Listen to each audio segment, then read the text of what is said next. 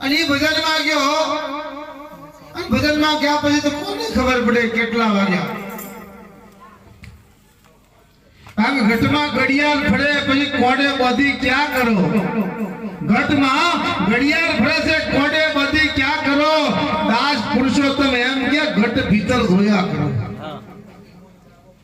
એ વખતમાં લોલક ઘડિયાળ 2 વાગે 2 ટકોરા પડે 2:30 નો 1 ટકોરો પડે 3 ના 1 ટકોરો 3 વખત 1 ટકોરો પડ્યો મન દાદા કે ઘડિયાળ બદલવા જેવી છે પણ ઘડિયાળ ખોટી નથી તમે ખોટા છો કે 1 નો 1 ટકોરો પડે ને 1 જ પડે ને ઘણા 12 નો 1 પડ્યો 1 નો 1 પડ્યો 1.5 નો 1 પડ્યો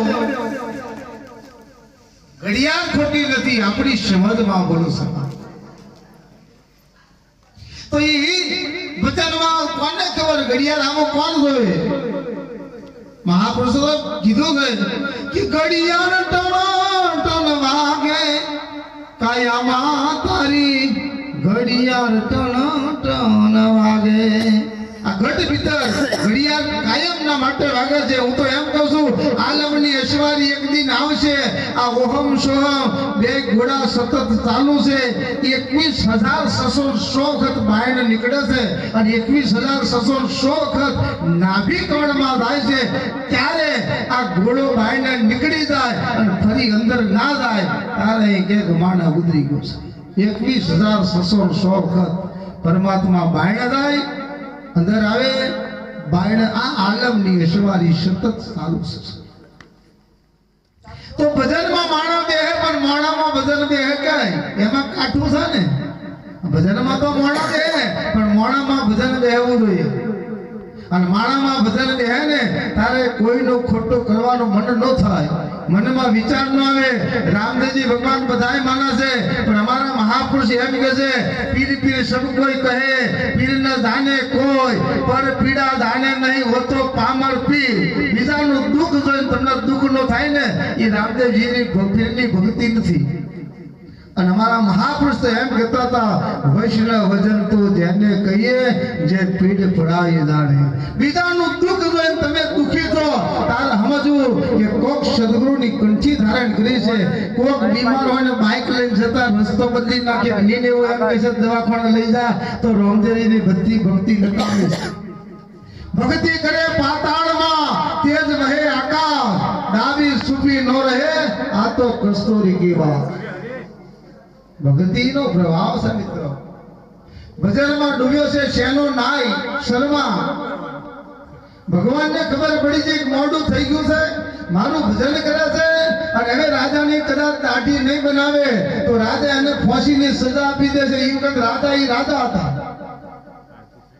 આને ભગવાને લક્ષ્મીજીને કીધું છે લક્ષ્મીજી જૂની કાતર પડી હોય તો હાલ અસ્ત્રો પડ્યો હોય તો હાલ ગરપણ પડી હોય તો હાલ કે આ બધો ધંધો તમે મોડો છે શું કે મારે રાજાની દાઢી બનાવવા દો છે રામદેવજી ભગવાન શર્માનું રૂપ ધારણ કરી જોધપુરના બાદશાહની દાઢી બનાવવા માટે ગયા છે હાથ ફેરવાય ને તે તો રાજા કીધું છે મોનો ના મોનો સેના તારા હાથની અંદર કઈ કરામત લાગે છે તું હાથ ફેરવું છું ને મને નીંદર આવી જાય આ બનેલી સત્ય કરે મને નીંદર આવે એવું લાગે છે રાજાને ક્યાં ખબર છે કે આજ 14 ભુવનનો નાથ મારી દાઢી બનાવવા માટે આવ્યો છે દાઢી બનાવી પરમાત્મા નીકળી ગયા અને સેનાને ખબર પડી ગો સવા પર દાડો થઈ ગયો છે કદાચ મોડું થઈ ગયું છે કદાચ રાજા મને ફાંસીની સજા આવશે અને કોતો મને ધંધામાંથી કાઢી મૂકશે પણ આમ કરી રાજાની દાઢી સામે નજર કરી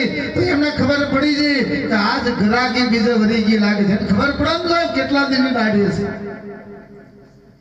હવે તો ક્ષમા કરજો બનેલી સત્ય ઘટના અમારે સાધુને કેવી પડી ઘરાકી બીજે વળી ગઈ ફફડવા લાગ્યો છે ચોમાસાની અંદર થરથરવા લાગ્યો છે અંદર ગયો રાજાએ પૂછ્યું કેમ સેના પાછો આવ્યો હમણાં તો ગયો તો કાતર ભૂલી ગયો શું ભૂલી ગયો સેનાએ કીધું બાપ હું તો હમણાં જ આવું છું અરે ગોંડા તું દાઢી બનાવીને ગયો સેનાને ખબર પડી છે કે દાઢી તો મારો દાઢી વાળો બનાવી હશે બાકી હું તો હમણાં જ ભજનમાંથી આવું છું સાહેબ પરમાત્માનું ભજન એને કહેવાય કે તમારા માટે આવા તો અનેક પરચા છે સાહેબ કેટલા પરચાની વાત કરો ટૂંક સમયમાં પરમાત્માની આરતીનો લાભ લઈએ. ચોમાસામાં પલળતો માણ આવી અને મંદિર આવીને કીધું બાપુ મને પાણી પીવડાવો ને. મેં કહું આટલો બધો પલળતો આવું છું પાણી માંગુ છું કે બાપુ આ તો બધું ઉપર પડ્યું મય કઈ ગયું મય જવું જોઈએ સાહેબ. હા બાકી આખરા બેના થઈ જાવ ચોમાસામાં તો પાણી તો પીવું પડે ને. એમ આટલો બધો સત્સંગ થાય ભજન થાય પણ ઘટ ભીતરમાં ન જાય ને ત્યાં સુધી કશું કામ લાગતું નથી. ઘટ ભીતર જવું જોઈએ. 4 વસ્તુ અંદરથી આવે. કાઢિયા તાવની ઠંડી, ગુમડાની રૂત, દિલની દાતારી અને મનની પ્રશંસા. ઈ બાપ અંદરથી આવે. ગવતલા ગોદલા ઓઢાડતો અંદરથી થથડતો હોય. આ કોકને આપવું ને ઈ સામાન્ય વસ્તુ નથી. અંદરથી ઉપડતો લાગ. આ દેવા વાળો નથી દુબળો, ભગવાન નથી રે ભિખારી, અખંડ રોજી હરિના હાથમાં ઈશ્વર આપે છે. કોઈ કરોડપતિ માણસ કદાચ 1000 રૂપિયાની થાળી જમી જાય, 2000 ની થાળી જમે. અમારો ગરીબ માણસ કદો 20-25 રૂપિયાની થાળી જમે પણ ગાડી ગીરની અંદર એક હાવજ ઈ માથાધારી બહેન મારી નાખે. તેથી 10,000 રૂપિયાની થાળી શિયન આપવા વાળો માટો ઈશ્વર બેઠો છે. એક ટંકે 10,000 ની થાળી, 10,000 ની થાળી જો ઈશ્વર આપતો હોય તો તમને મને રોટી ના આપે?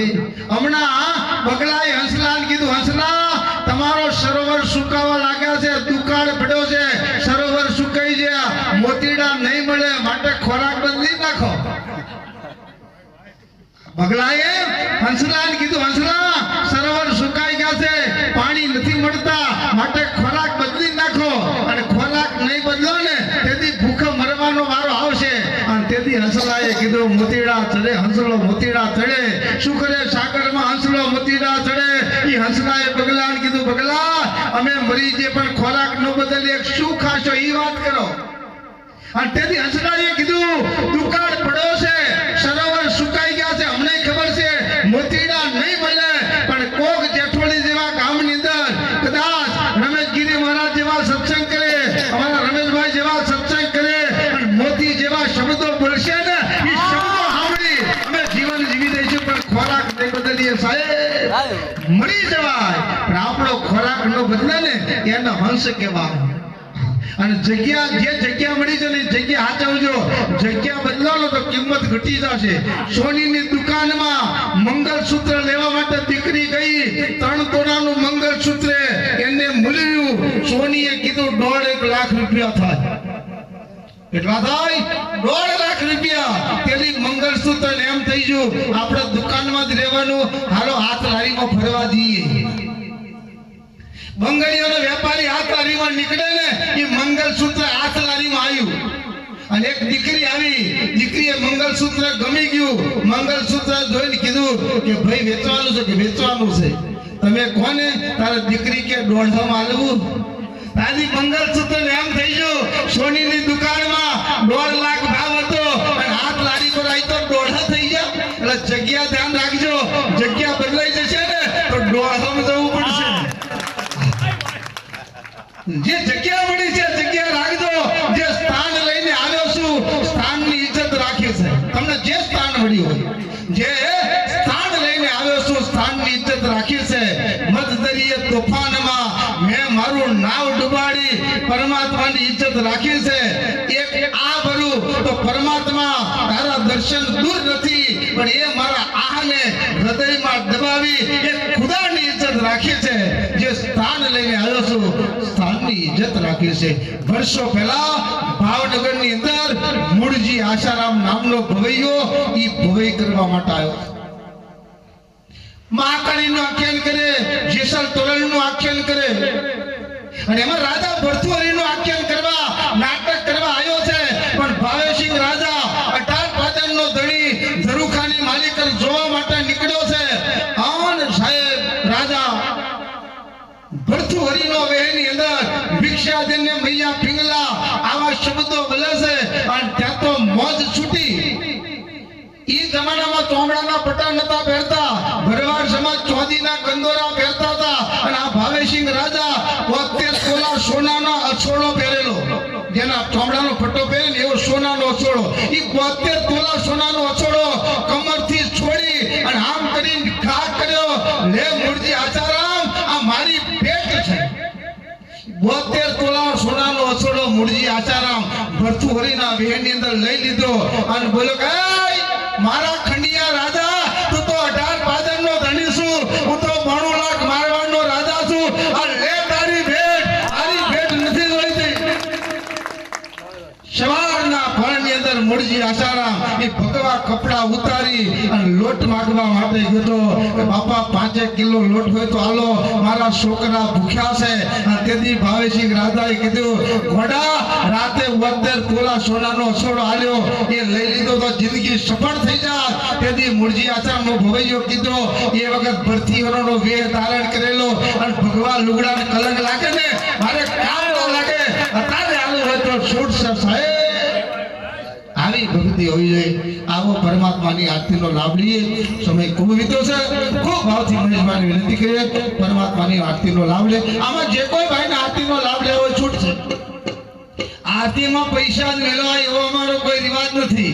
કોઈને પીડી મેળી દેવી હોય, કોઈને સિગરેટ મૂકી દેવી હોય, કોઈને ગોંદો મૂકવો હોય, કોઈને દારૂ મેળવો હોય, કોઈને ભીમલ મેળવી હોય, કોઈને 300 નો મસાલો મેળવો હોય, કશું ના મેળવતો પૈસા મેળવતો પૈસા લઈએ છે સાહેબ.